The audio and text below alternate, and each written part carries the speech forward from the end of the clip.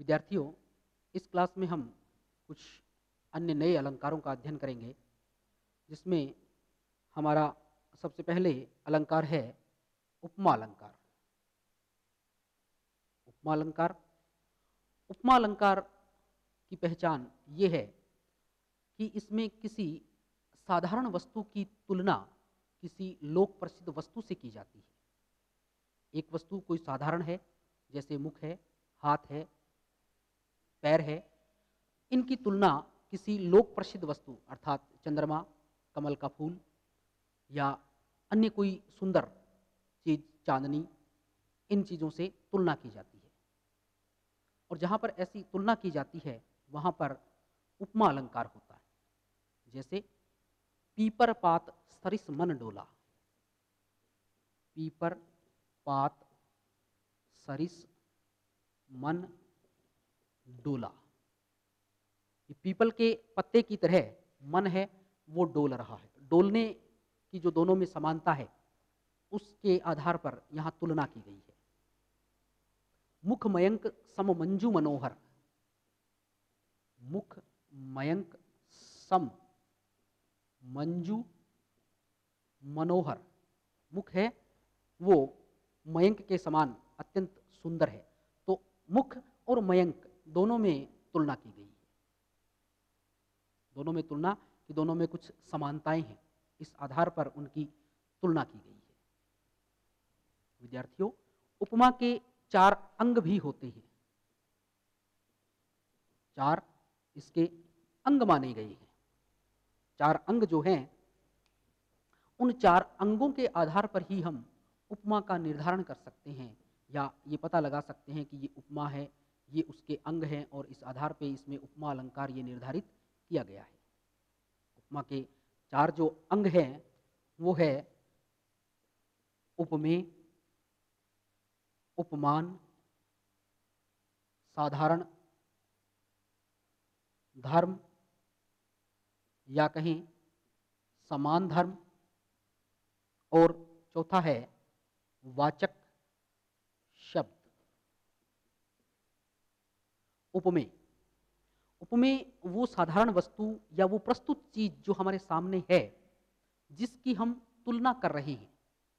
किसी लोक प्रसिद्ध वस्तु से जिसकी हम तुलना कर रहे हैं उसे उपमेय कहा जाता है। जैसे मुख, हाथ, चरण, ये इत्यादि चीज, ये साधारण वस्तु जिनकी तुलना की जाती है। फिर है उपमान। उपमान वो जिससे तुलना की जा रही है। जैसे हम किसी लोक प्रसिद्ध वस्तु से एक तुलना करते हैं तो वो लोक प्रसिद्ध वस्तु क्या हुई? जैसे चंद्रमा, कमल, इन चीजों की तुलना की जाती है। इन चीजों की तुलना की जाती है। इसी प्रकार साधारण धर्म। साधारण धर्म से विद्यार्थियों तात्पर्य ये हुआ कि वो दोनों के अंदर वो समानता, इसे हम साधारण धर्म और समान धर्म दोनों नामों से अभिव्यक्त करते हैं। अर्थात वो समानता, वो समान चीज, वो समान गुण जिसके कारण उन दोनों की तुलना की जाए। जैसे समानता क्या हो सकती है? मुख और जो चंद्रमा है उन दोनों में समानता हो सकती है किस आधार पे? सुंदरता के आधार पे। कमल और हाथ या चरण, इनमें समानता हो सकती है कोमलता के आधार पे कि मुख भी, हाथ भी कोमल है और कमल भी कोमल है, चरण भी कोमल है और कमल भी कोमल है। मुख भी सुंदर है और चंद्रमा भी सुंदर है या कमल भी सुंदर है। तो वो जो सुंदरता होने का या कोमलता होने का जो गुण है उन दोनों चीजों में एक जैसा, उसके कारण उनसे तुलना की जाती है और इसलिए इन शब्दों को, इन ऐसी चीजों को कहा जाता है समान धर्म या साधारण धर्म। अब है इसके वाचक शब्द। उपमा में कुछ उपमा के वाचक शब्द आते हैं। जैसे सा, सरिस, सदृश, सम, जिमी इत्यादि कुछ वाचक शब्द आते हैं। और जहां ये वाचक शब्द आते हैं वहां हम बड़ी आसानी से ये पता लगा लेते हैं कि यहाँ पर उपमा अलंकार है। जैसे राम लखन सीता सहित सोहत पर्ण निकेत, जिमि बस बासव अमरपुर शचि जयंत समेत। यहाँ क्या कहा जा रहा है कि राम लखन सीता सहित सोहत पर्ण निकेत, राम लक्ष्मण सीता जी के साथ जब वो वन में चले गए थे तो उस दृश्य का वर्णन कवि ने किया है और लिखा है कि राम है वो लक्ष्मण और सीता के साथ पर्ण निकेत के अंदर बड़े शोभायमान हो रहे हैं, बड़े सुंदर लग रहे हैं। जिमि बस बासव अमरपुर, कि जिस तरह से अमरपुर में अर्थात स्वर्गलोक में भगवान इंद्र अपनी पत्नी शची और अपने पुत्र जयंत के साथ शोभायमान हो रहे हैं, तो जो उस पर्णकुटी की सुंदरता है उसकी तुलना यहाँ पर उसकी तुलना स्वर्ग से कर दी गई है। राम लक्ष्मण और सीता की तुलना इंद्र शची और उनके पुत्र जयंत से की गई है। तो उनमें शोभायमान होने का, सुंदर होने का गुण दोनों में विद्यमान है, तो उसके कारण उन दोनों की तुलना यहाँ पर की गई है। इसी तुलना के कारण यहाँ पर उपमा अलंकार है। इसी प्रकार आगे जो हमारा उदाहरण नया अलंकार है वो है रूपक। रूपक अलंकार, रूपक अलंकार में चूंकि हमने इन चीजों को समझ लिया है कि उपमेय क्या है और उपमान क्या है, तो ये कहा जाए कि जहां पर उपमेय और उपमान में अभेदारोप किया जाता है, रूपक में उपमेय तथा उपमान में अभेदारोप किया जाता है। अर्थात उपमेय और उपमान में कोई तुलना नहीं है, कोई उसमें कल्पना नहीं है, कोई संभावना नहीं है, बल्कि दोनों एक ही हो गए हैं, दोनों में कोई अंतर नहीं है। ऐसा वर्णन जहां काव्य में किया जाता है वहां रूपक अलंकार माना जाता है। रूपक की ये बड़ी विशेषता है कि इसमें उपमा की तरह कोई तुलना नहीं की जा रही है, बल्कि इसमें दोनों में अभेद आरोप है। उपमेय और उपमान जो एक तो जो प्रस्तुत है उपमेय और जो अप्रस्तुत है उपमान, दोनों में अभेदारोप दिखाया जा रहा है। जैसे उदाहरण यदि लिया जाए तो कि राम कथा सुंदर करतारी, संशय विहग उड़ावन हारी। राम कथा सुंदर करतारी, संशय विहग उड़ावन हारी। कि राम कथा को सुंदर ताली के समान बताया गया है। राम जी की कथा है वो एक ताली के समान है। जैसे हम ताली बजाकर पक्षियों को उड़ाते हैं, ताली बजाकर, वैसे ही राम की कथा है वो भी एक ताली के समान है जो संशय रूपी या शंका रूपी जो विहग है उसे उड़ा देती है। तो यहाँ राम की कथा को ताली बताया गया है, दोनों एक ही हो गए हैं, और संशय को विहग बताया गया है, पक्षी बताया गया है, इसलिए दोनों एक ही हो गए, दोनों में कोई भेद नहीं रहा, दोनों अभेद हो गए हैं, इसलिए यहां पर भी रूपक अलंकार होगा। इसी प्रकार एक अन्य उदाहरण ले, चरण कमल बंदो हरिराई। चरण कमल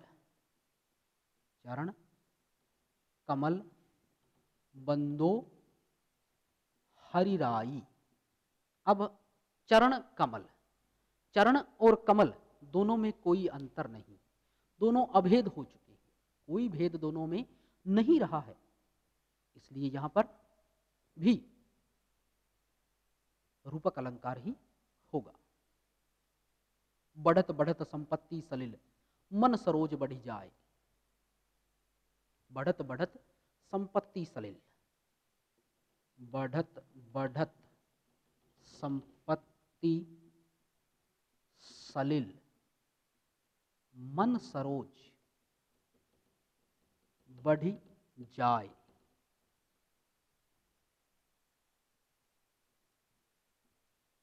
मन सरोज बढ़ी जाए कि जिस प्रकार से संपत्ति रूपी सलिल, अब सलिल और पानी अर्थात पानी, सलिल पानी, कि जिस प्रकार पानी रूपी जो संपत्ति रूपी जो पानी है, संपत्ति रूपी जो जल है, सलिल है, उसके वो जैसे जैसे बढ़ता है मन सरोज बढ़ जाए, वैसे ही मन रूपी जो सरोज है, मन रूपी जो कमल है, वो भी बढ़ता जाता है। अर्थात उस व्यक्ति के पास, किसी व्यक्ति के पास जैसे जैसे संपत्ति बढ़ती है, वैसे वैसे ही उसका हृदय भी विशाल होता चला जाता है, बढ़ता जाता है, फैलता जाता है। अगला हमारा अलंकार है उत्प्रेक्षा। उत्प्रेक्षा उत्प्रेक्षा अलंकार वहां माना जाता है जहां पर उपमेय की उपमान में संभावना व्यक्त की जाए। ना तो यहां तुलना हो रही है, ना यहां अभेदारोप हो रहा है, केवल संभावना व्यक्त की जा रही है। संभावना है कि ऐसा हो।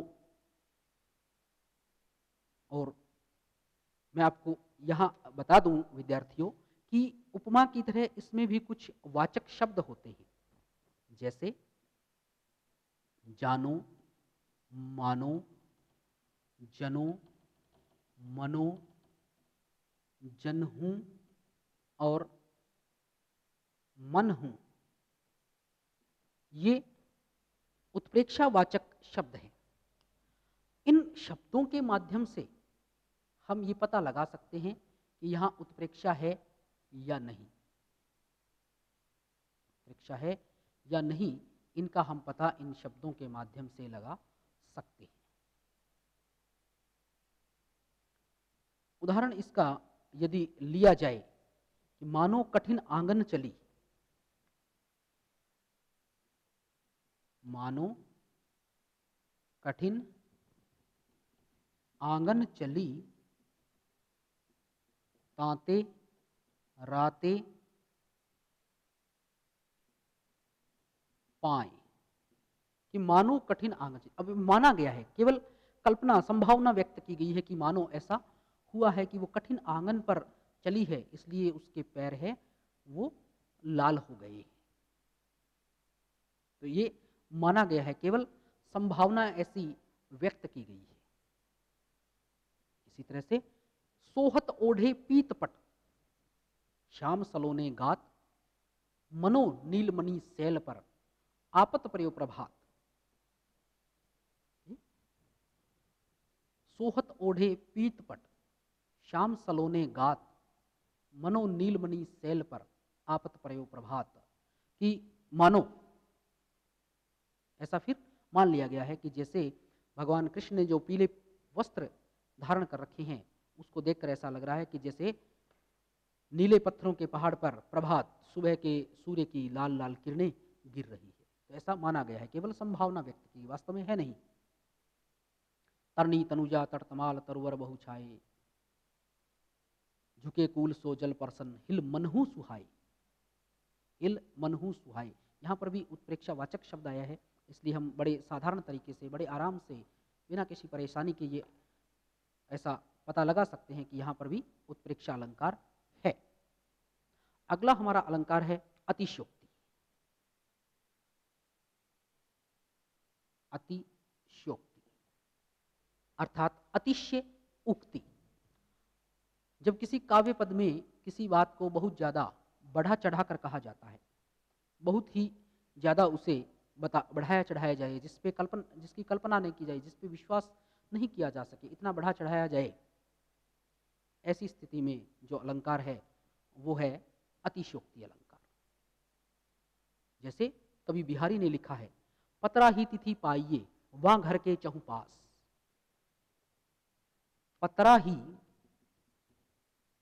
तिथि पाइये वहां घर के चहु पास, नित प्रति पुनो ही रहत नित प्रति पुण्यो ही रहत आनन ओप उजास। कवि लिखते हैं कि नायिका के मुख की सुंदरता इतनी है, इतना उसे बढ़ा चढ़ा कर कहा गया है कि नायिका के मुख की सुंदरता इतनी है कि पतरा ही तिथि पाइये वा घर के चहुपास, कि उस नायिका के घर के आसपास रहने वाले लोगों को तिथियों का भी ज्ञान नहीं होता है। वो तिथियों को जानने के लिए पतरा देखते हैं और पतरे से ही, उस पंचांग से ही वो तिथियों का पता लगाते हैं, क्योंकि नित प्रति पुण्यो ही रहत आनन ओप उजास। उसके आनंद, मुख का उजास, मुख का उजाला इतना ज्यादा है कि हर रात उनको पूर्णिमा की रात ही लगती है। तो किसी के मुख की सौंदर्य, मुख का जो प्रकाश है, तेज है, वो इतना नहीं हो सकता कि वो एक पूरी चांदनी रात जैसा लगे। लेकिन यहाँ पर पूर्णतया अतिशोक्तिपूर्ण वर्णन कवि ने किया है, इसलिए यहाँ पर अतिशोक्ति अलंकार है। हनुमान की पूंछ में लग न पाई आग, लग का सागरी जर गई, गई निशाचर भाग। कि हनुमान की पूंछ में तो आग लग नहीं पाई और सारी लंका जल गई, सोने की लंका बनी हुई है वो जल गई। पूंछ में आग लगे बिना ही ये कैसे संभव हुआ? यहां पर भी अतिशोक्ति अलंकार का प्रयोग कवि ने किया है। अगला जो हमारा अलंकार है वो है अपहनुति अलंकार। अपहनुति अलंकार की भी अपनी विशेषता और अपनी एक बड़ी ही सरल सी पहचान है।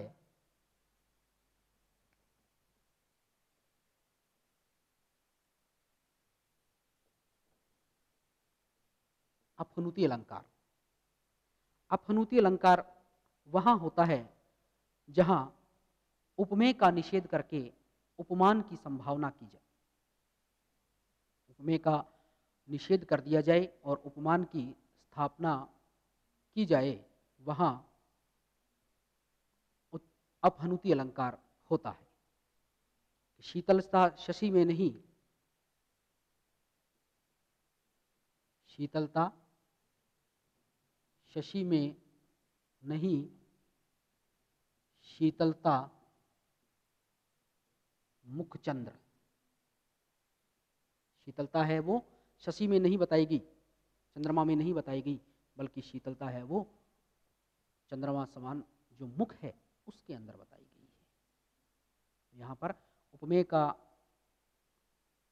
निषेध करके उपमान की स्थापना की गई है। अगला हमारा अलंकार है भ्रांतिमान। भ्रांतिमान, भ्रांतिमान अलंकार में उपमेय और उपमान दोनों में भ्रम की स्थिति रहती है कि वास्तव में क्या है, और ये भ्रम की स्थिति है वो अंत तक बनी रहती है। भ्रम की स्थिति अंत तक बनी रहती है और उसी के अनुसार आगे क्रिया भी संपन्न हो जाती है। जिस काव्य पद में इस तरह का भ्रम दिखाया जाए और उस भ्रम के अनुसार आगे की क्रिया भी संपन्न होते हुए दिखाई जाए, वहां पर भ्रांतिमान अलंकार होता है। जिस तरह से ओस बिंदु चुग रही, ओस बिंदु चुग रही हंसिनी मोती उनको जान। कि ओस के बिंदु जो सुबह सूर्य का प्रकाश गिरने से मोती के समान चमक रहे थे, उनको हंसनी ने चुग लिया, मोती समझकर ही चुग लिया। वो मोती नहीं थे, लेकिन मोती समझकर भ्रम हुआ उसे मोतियों का, और उसके अनुसार ही उसने क्रिया संपन्न कर दी, उन मोतियों को, उन ओस के बिंदुओं को चुग लिया। तो ऐसा भ्रम उसके मन में जब हुआ तो वहां पर भ्रांतिमान अलंकार माना जाएगा। इसी तरह से एक अन्य उदाहरण, नाक का मोती अधर की कांति से, बीज दाड़िम का समझकर भ्रांति से, सहसा सुख हुआ मौन है, सोचता अन्य सुख यह कौन है। नायिका उर्मिला ने नाक में जो मोती धारण कर रखा था वो उसके अधरों की लालिमा के कारण इस तरह से लाल रंग का दिखाई दे रहा था कि उसका पाला हुआ तोता उसे देखकर चुप हो गया, मौन हो गया, और वह सोचने लगा कि ये लाल चोंच का दूसरा जो नासिका है जो लग रही थी उसे कि तोता है, और वो जो मोती है वो दाड़िम का बीज, अनार का बीज है। तो ये अनार का बीज खाने वाला दूसरा ये तोता कौन है, ये कहाँ से आ गया है? उसे भ्रांति होगी और भ्रांति के अनुसार ही उसे क्रिया भी कर दी कि वो उसे चोंच से उसको खाने लगा, उस पर झपट्टा मार दिया उसने। अगला हमारा अलंकार है व्यतिरेक।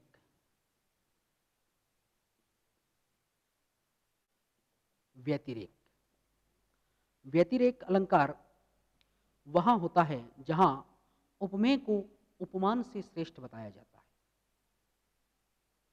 हमेशा तो विद्यार्थियों काव्य में हम ये देखते हैं कि उपमान ही श्रेष्ठ बताया जाता है, उसी को श्रेष्ठ दिखाया जाता है, लेकिन हमारे कवियों ने कभी कभी ऐसा भी वर्णन किया है कि जहां पर उपमेय को उपमान से भी श्रेष्ठ बता दिया गया है। जिस तरह से ये कहा जाए, जाके यश प्रताप के आगे शशि मलिन रवि शीतल लागे। जाके यश प्रताप के आगे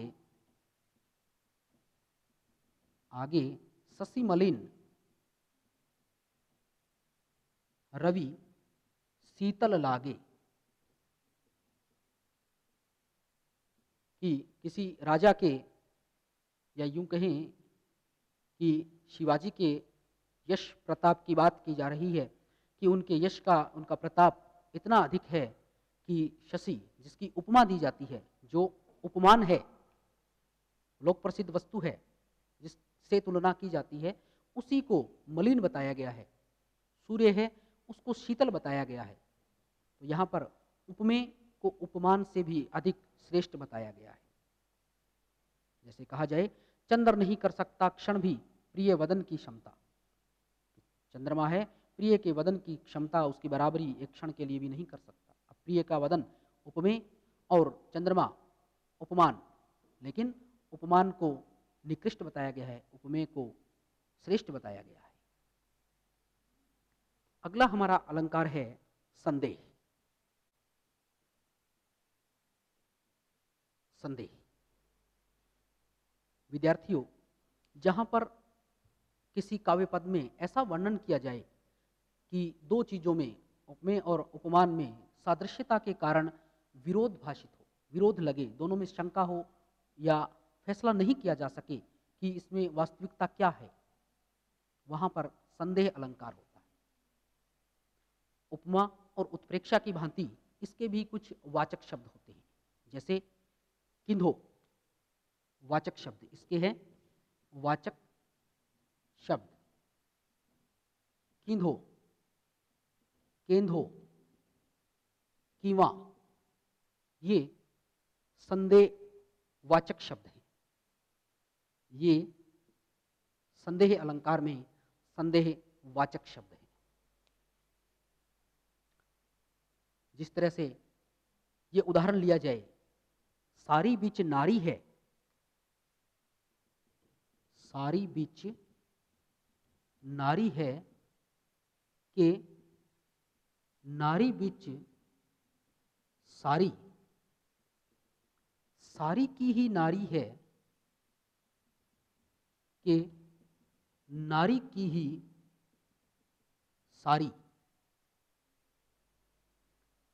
द्रौपदी के चीरहरण का दृश्य जब आया तो कवि ने वर्णन किया कि द्रौपदी की जो साड़ी है वो इतनी ज़्यादा लंबी हो गई, इतनी ज़्यादा वो बढ़ गई कि दुशासन उसे खींचते खींचते थक गया, और कोई भी सभासद अब ये नहीं पता लगा सका। सब सभासदों को ये शंका थी कि ये हो क्या रहा है, कि साड़ी के अंदर नारी है कि नारी के अंदर से साड़ी निकल रही है।